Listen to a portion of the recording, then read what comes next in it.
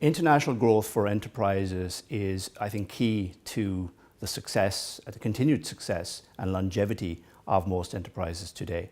There are a couple of key steps that one has to take. The first is to think about which markets we should enter and how do we position ourselves in that market. That requires research. The thing that I have seen in the work I have done with SMEs around the world is that very often they tend to follow the leader. They go after the obvious targets. For example, we must enter China because all of our competitors are going into China. In actual fact, when you do the research, you might find Japan may be actually a much preferable market depending on the product or service that you're actually selling.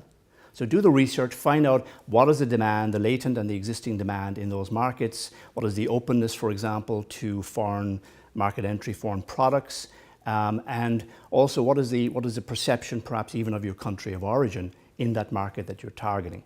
The second point is they need to think about their entry mode. How exactly are you going to internationalize? Now, for SMEs, there's obviously resource constraint. There's perhaps a risk aversion depending on the nature of the organization and the age of the organization. Therefore, some form of partnership may be the optimal route. Some form of strategic alliance, franchising arrangement, for example, licensing even, depending how it depending on what you're selling.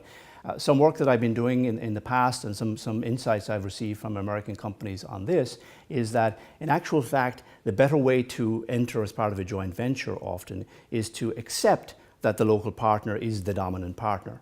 Let their name go first, for example, in the partnership agreement.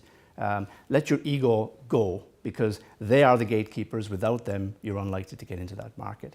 So accept a secondary position, but be very, very clear about your contribution to the partnership and the value that you're extracting from that.